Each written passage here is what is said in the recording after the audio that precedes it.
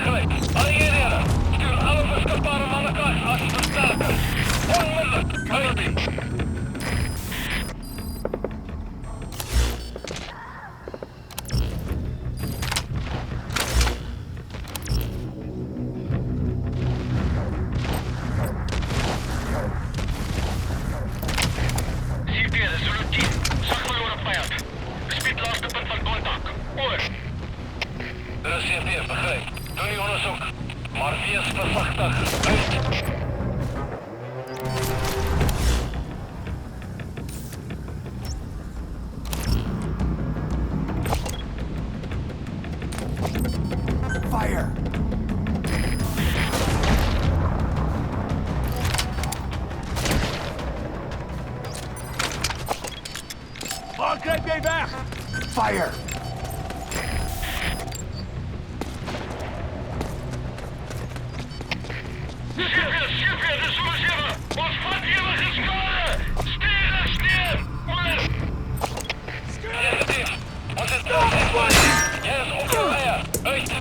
Stand down!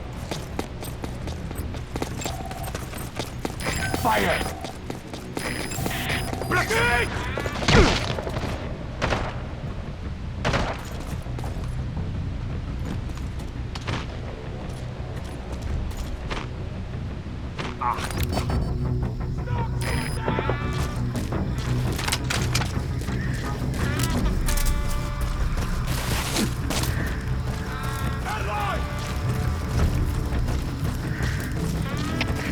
Sen Peter, zullen we? Begin tegen van die vijand. Onderzoek die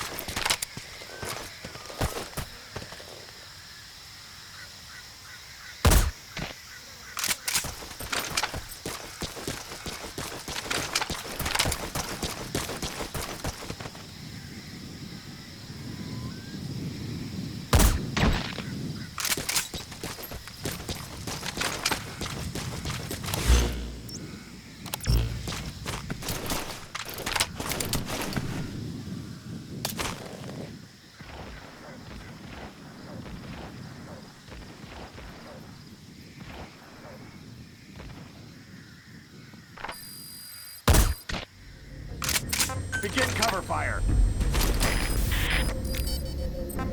Fire.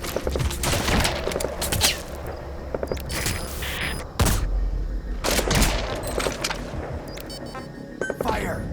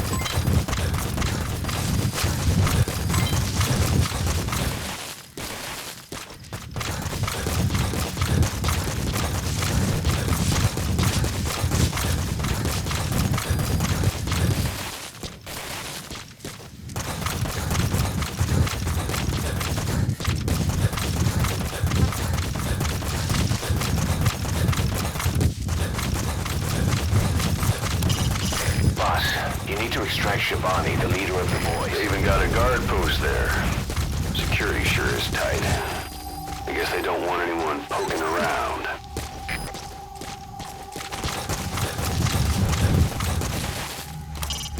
The target is Shivani. He was the leader of the boys being forced to work at the mine. He was separated from the others and taken away to Ngumba Industrial Zone. The locals call this place Nzoya Badia Bulu, the Devil's House. Boss, find Shivani and extract him safely. You can check the target's location on your iDroid. Mist. Supposedly the valley up ahead is covered in mist almost year-round. The objective area is beyond there.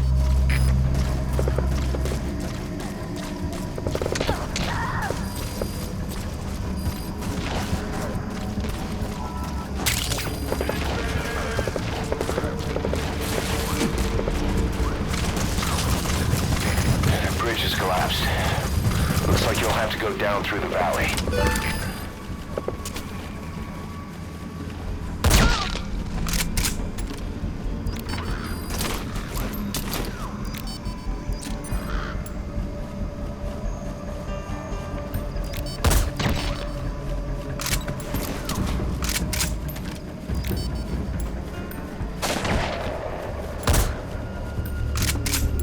Fire!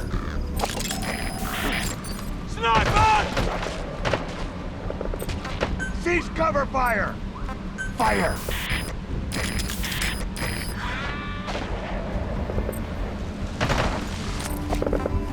Cover me!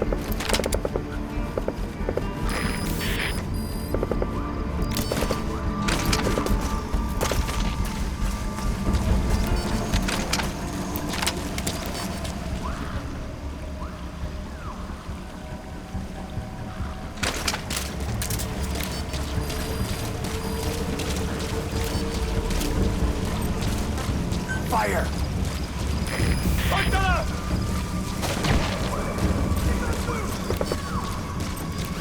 Fire!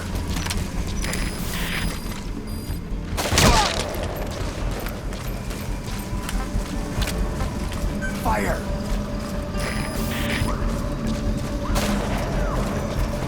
Oops.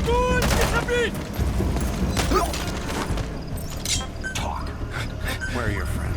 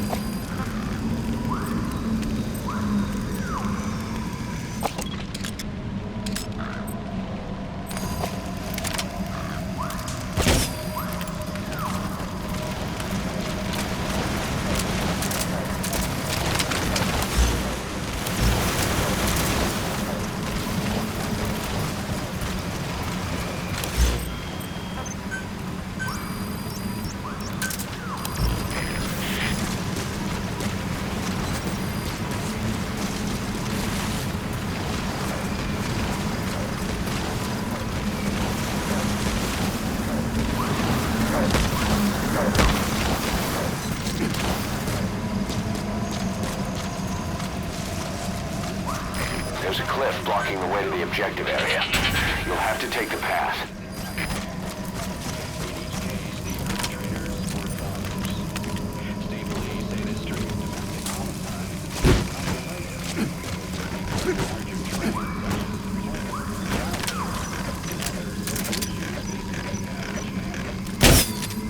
As the congressional debate over gun control flares up yet again, we regret to report the murder of a wife and her 2 children by their husband and father.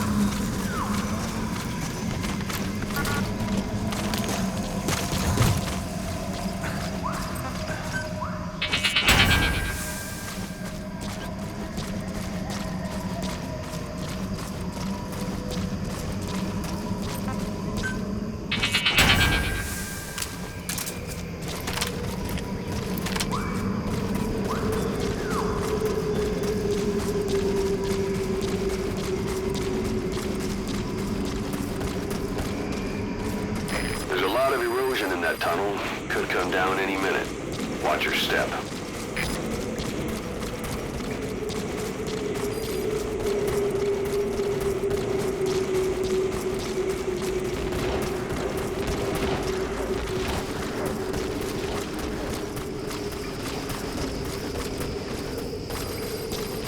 You've reached the objective area. Now look for the target. I just hope he's alive.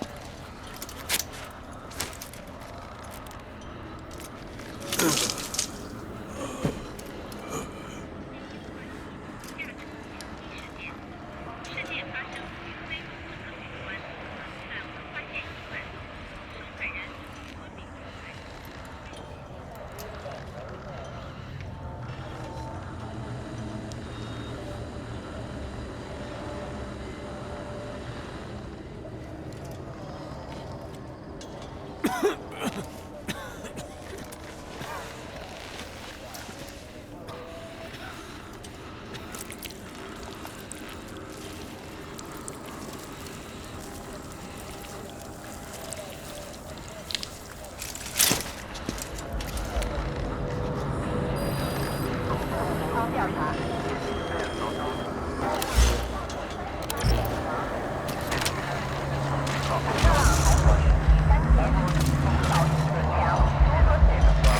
is that?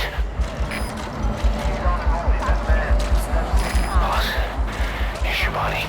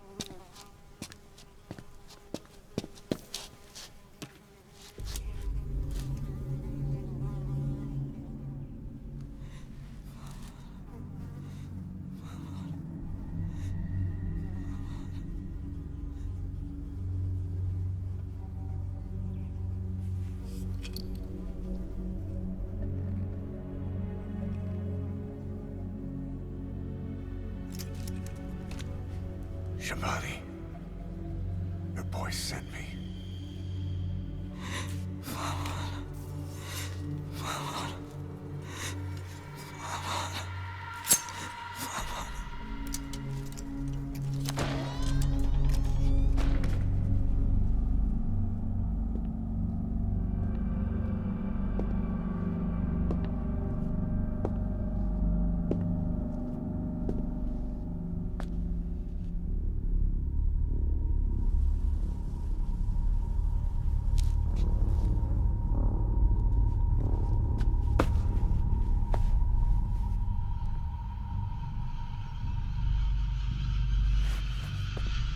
En je må signet og bannetod. Nå går jeg bek i bønn.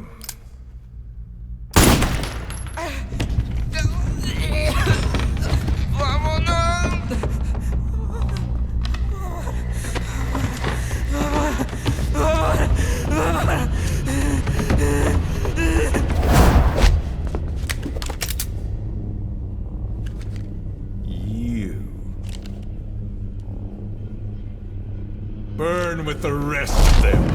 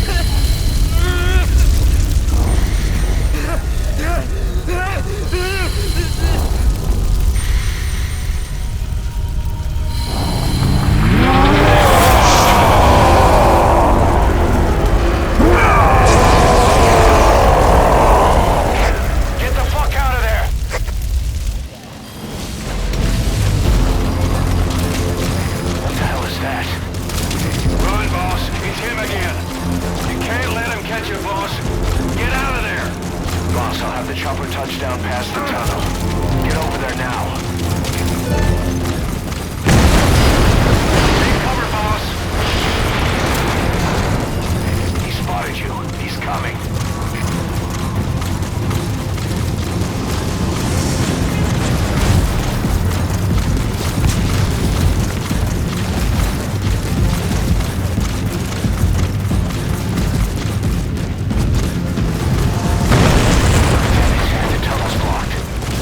I know it's risky, but I'm changing the LZ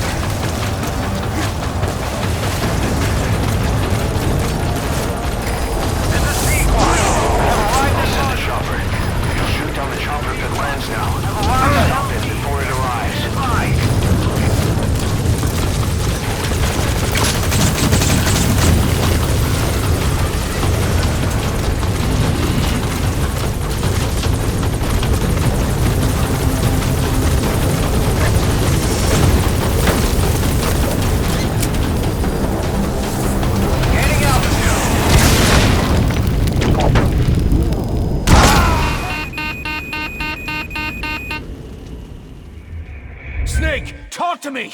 Snake! Damn it, the tunnel's blocked. Boss, I know it's risky, but I'm changing the LZ closer to your position. First stop him, then call in the chopper. He spotted you. He's coming. Bullets won't work on him. You need something with the stopping power of a shotgun, just... Damn. That'll only stop him temporarily.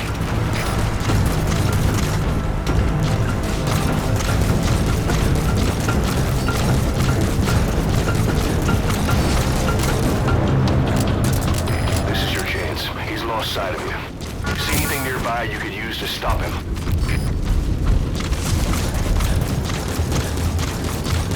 An old reservoir. Boss, think back to Cyprus. He avoided water.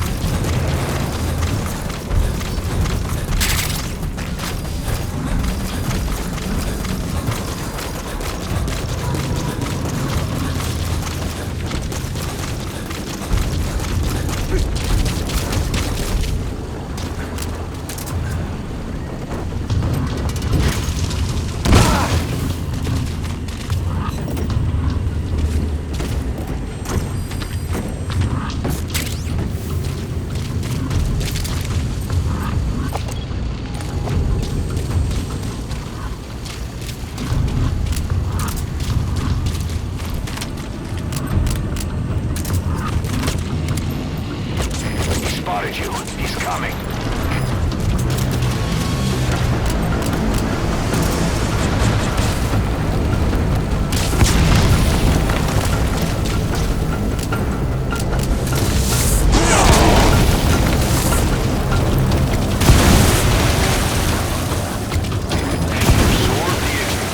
Damn, he's about to counterattack. Take cover, boss.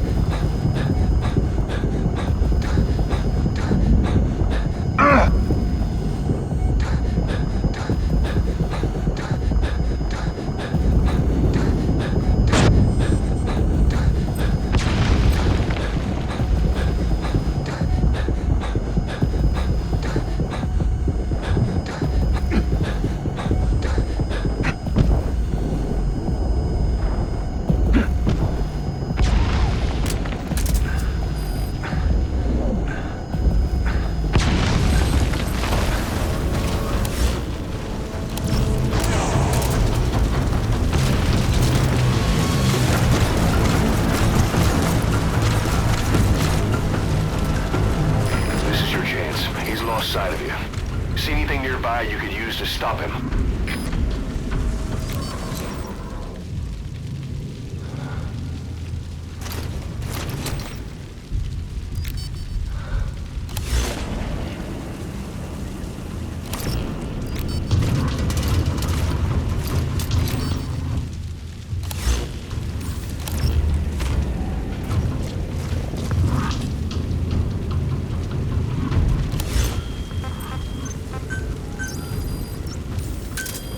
Roger.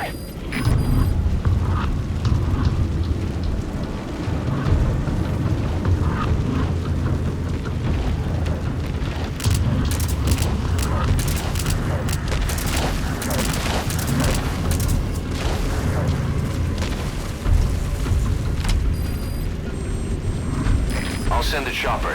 He'll shoot down the chopper if it lands now. This is Stop P1. it before it arrives. Shortly at LZ.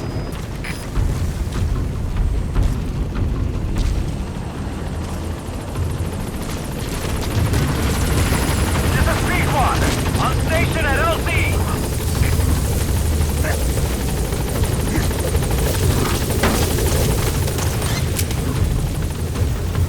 Gaining altitude.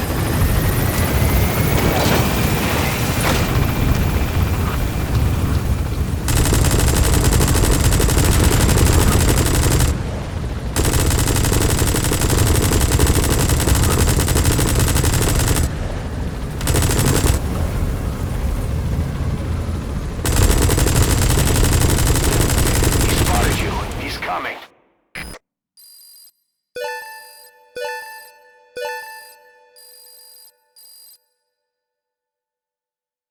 Mission complete. Great work.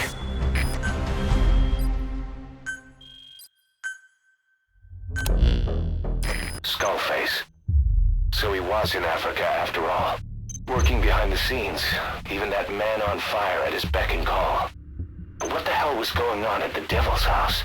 Earphones embedded in people's throats. Tapes playing voices. And those lumps on their chests. They looked like the ones on the bodies at the oil field. The man on fire burned everything to the ground. But we were recording audio the whole time you were there. We'll conduct a thorough analysis of it.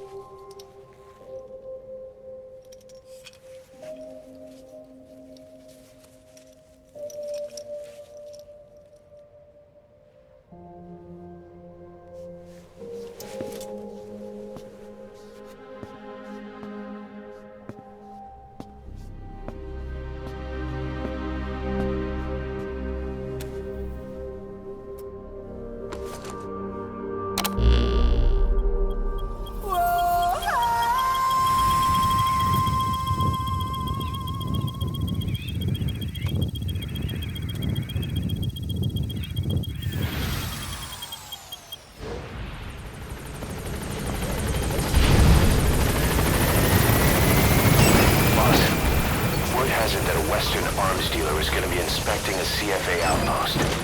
It appears he's involved with nuclear weapons development in the area. My hunch is that this guy is somehow connected to Cypher. I've got no proof, but we know Skullface is working with PFs in the region. Anyway, it just so happens a job connected to this inspection has come in. Take a look at your iDroid.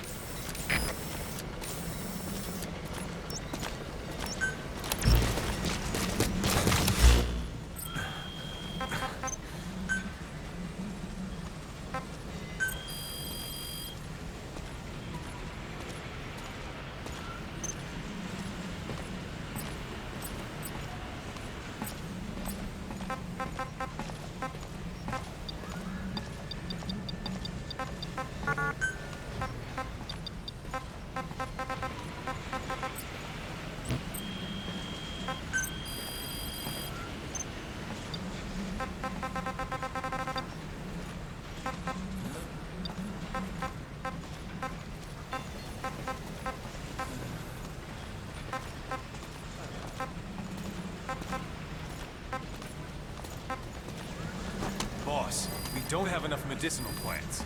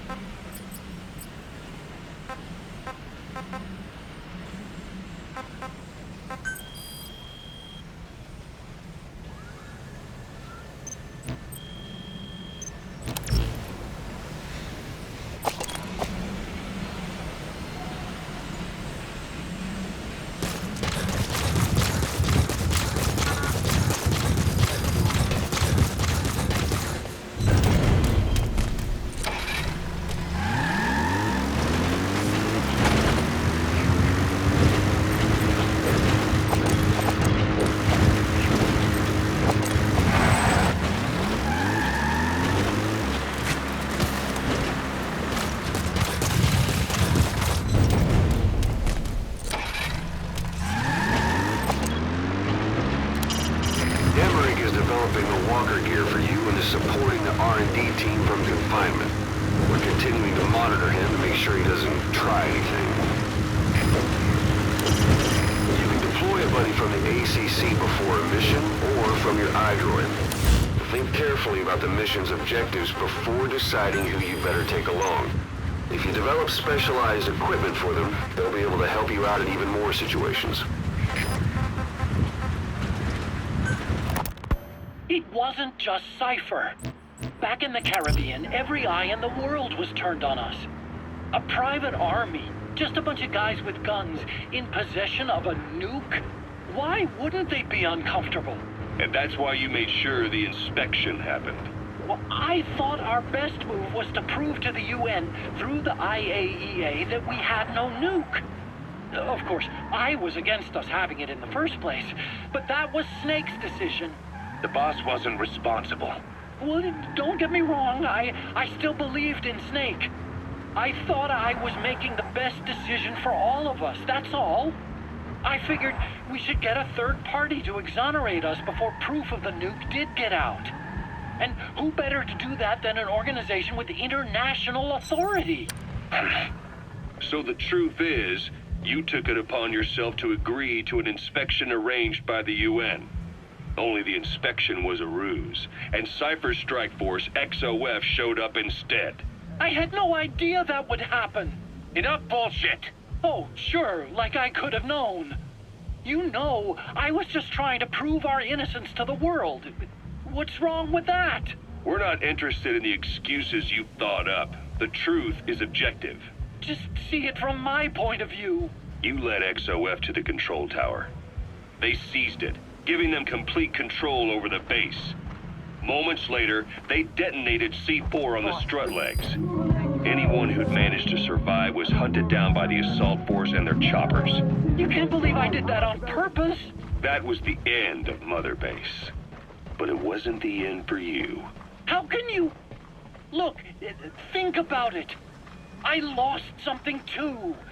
I built Zeke and it got buried underwater. I am a victim. That raises the big questions. Why were you the only one spared? You got away without a scratch. Why did Strangelove leave the base on the eve of the inspection? You two were close. Strangelove? And how did you manage to build something that surpasses Zeke in every way? Because you did everything they told you. You're the only one who didn't lose a thing. That is the truth.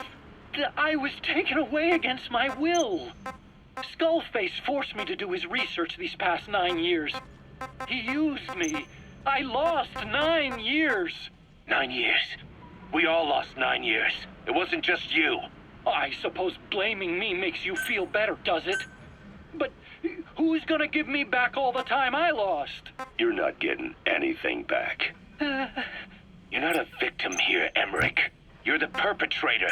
I didn't know anything. Nobody can back that up. Yeah, all the evidence is at the bottom of the ocean. You know the hardest man to break. The type who's fooling himself. That takes time. It's easier to live a convenient lie than a painful truth. Is that the piece you've chosen, Doc? I'm not lying. Of course. Just let me check one or two things. On that day, you were in the control tower with them. Lucky you. That's how you got out unscathed. And you escaped on one of their choppers. Only you, right before the base went under. They had me blindfolded the whole time. I've never been so scared. The whole flight, I thought they'd kill me. But thinking of you kept me going. My comrades, all the way. And? There was a plane journey, and then we traveled by road. When they finally took off the blindfold, I was in kind of a warehouse, on the floor. Afghanistan, it was that research lab. I couldn't believe they'd taken me halfway around the world. And soon enough, he came. Skullface. He's the one who's really behind that Mother Base attack. He forced me into that research. What kind of research? He told me to build a bipedal walking tank for the Soviet Union. Like Peace Walker. A system that could fire an ICBM-class nuclear weapon. That's how the Sahelanthropus project got started. Sahelanthropus. Those AI weapons I'd made in Costa Rica were like toys by comparison. A whole world apart from reptilian four-legged crawling and that ridiculous hunched-over bipedal waddling. My design evolved to the dawn of mankind. Sahelanthropus, the first steps towards humanity. An upright bipedal weapon system.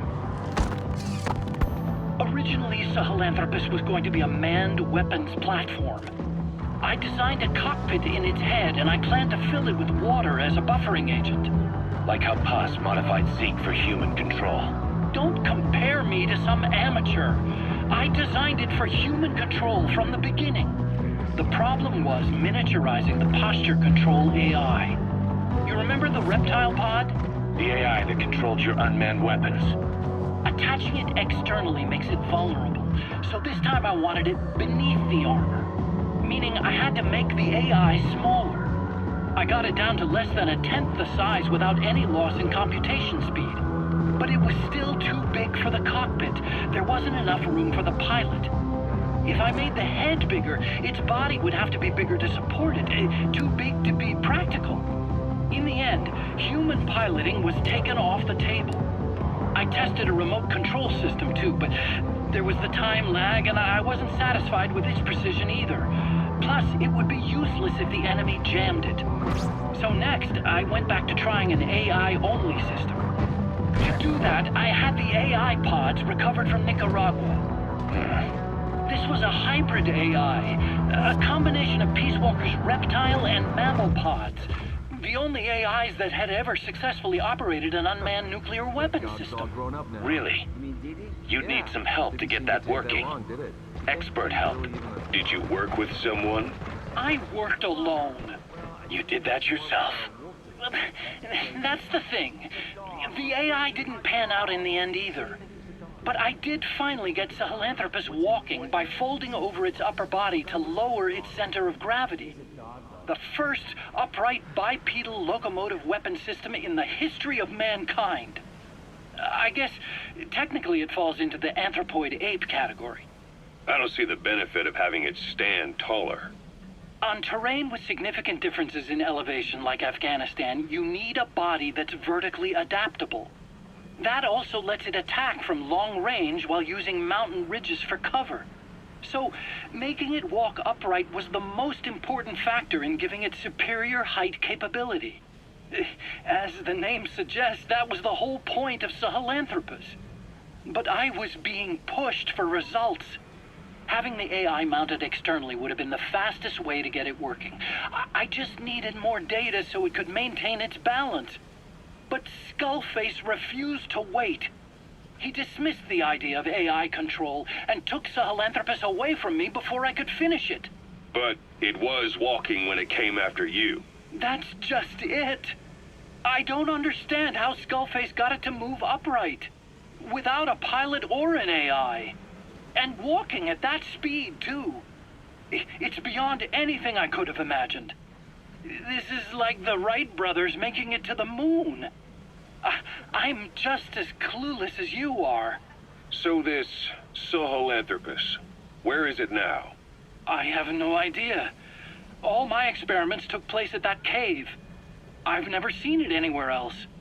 Besides, it's still just an incomplete prototype at this point, and nothing but a paper tiger. Even if it can walk, it's far from being a viable weapons platform. It wouldn't be useful in actual battle.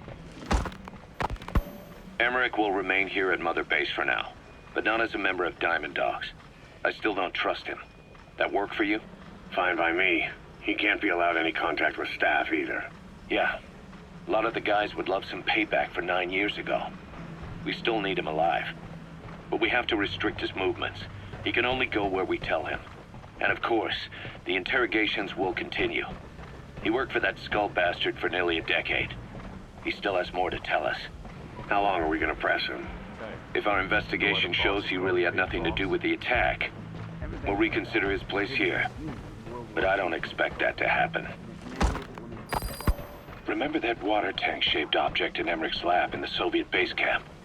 The thing that started talking to you like a possessed answering machine. That was a pod built for housing the AI used to control unmanned weapons. You remember, back in '74 in Costa Rica. It was in those machines you fought there. They were designated Pupa, Chrysalis, Cocoon, and Basilisk, and each of them was fitted with an AI unit called a reptile pod. Emmerich created it. It mainly handled the machine's posture control and autonomous behavior. But the Basilisk, aka Peace Walker, also featured a second AI pod. That one was called the Mammal Pod, and it was created by Dr. Strangelove. She tried to recreate the boss's personality through the Mammal Pod, but you pulled out its memory boards. That's when it transferred its own functions to its reptile pod. Just like a human brain compensating for damage by using the remaining healthy parts. The result was a unique entity, a hybrid of the reptile and the mammal. It sank to the bottom of Lake Nicaragua with Peace Walker. But apparently they salvaged it and transported it to that lab. Don't let it deceive you, Snake. It may sound like the boss, but it has neither a personality nor a will. Like Emmerich says, it's just a machine.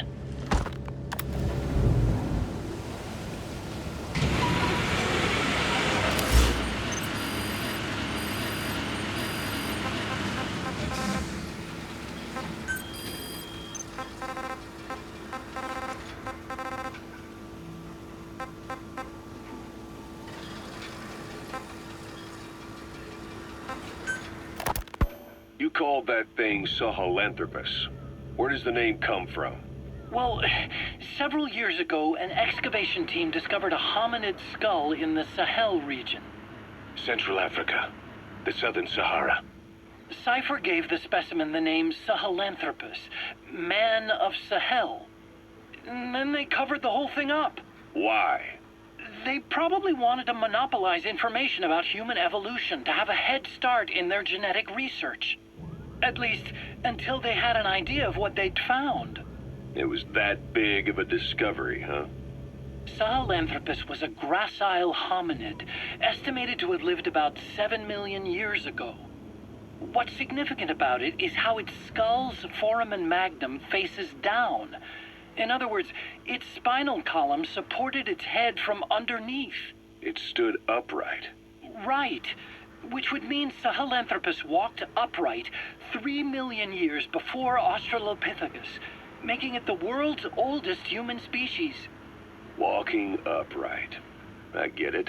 Hence the name Sahelanthropus for your machine. Walking upright was the decisive difference between our ancestors and other anthropoids. Our brains could get heavier once they were supported by the spinal column. That led to the use of tools and the development of complex communication through language. Only man is capable of this. My creation will be the progenitor of all bipedal weapon platforms. And you did this for Cypher. No, not at all. Sahelanthropus is the best proof that I never betrayed you guys. What do you mean?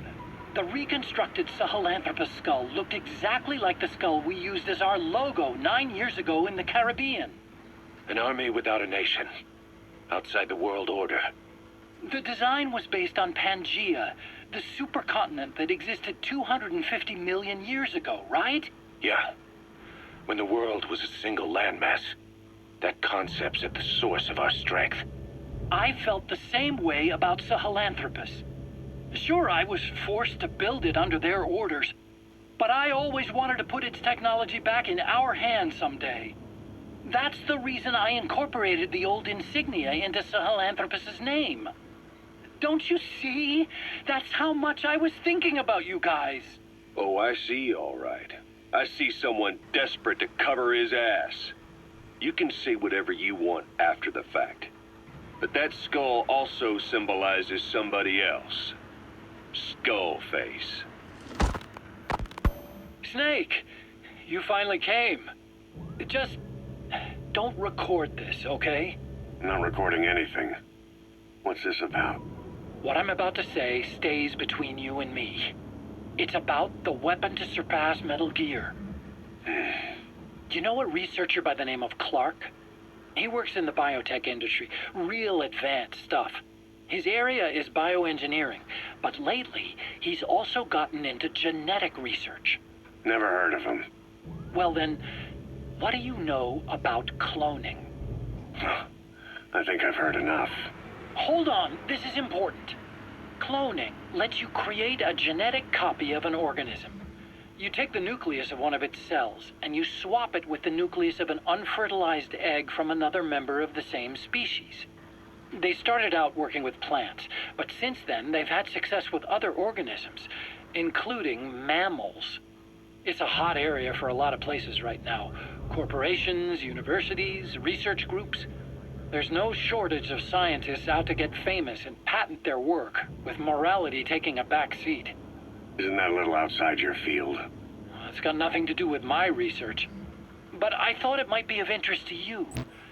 Cloning, and Dr. Clark, I mean. Go on. Now, this is really highly classified stuff, but I've heard that an American biotech company has successfully cloned a human being. What's more, it happened over 10 years ago, and the researcher behind it was Dr. Clark. You've really never heard of him? I don't meet many doctors. This Dr. Clark is a complete ghost, even to others in his field. His age, where he comes from, that might not be his real name. And I can't even say for sure he's a he. Clark's employer, ATGC, its company motto is embracing your hopes, preserving talent. What does this have to do with me? Cypher. Dr. Clark works for ATGC, and they have connections to DARPA. Cypher couldn't function without the communications network DARPA's built, meaning Cypher has to be a part of the Pentagon, or at least the two are joined at the hip. DARPA is a driving force behind human cloning. It's a pretty high priority project for them. And this Dr. Clark, some say he's a pivotal player in Cypher. But that's not all. Every cell nucleus in an organism contains the genetic information for that organism. Think of it as a blueprint for life. Clark appears to be working on how to decode this information and rearrange it at will. If you could do that, it would mean being able to custom design human beings for specific purposes. Can you believe that? Suppose for a moment that this is all fact. A man of your talents.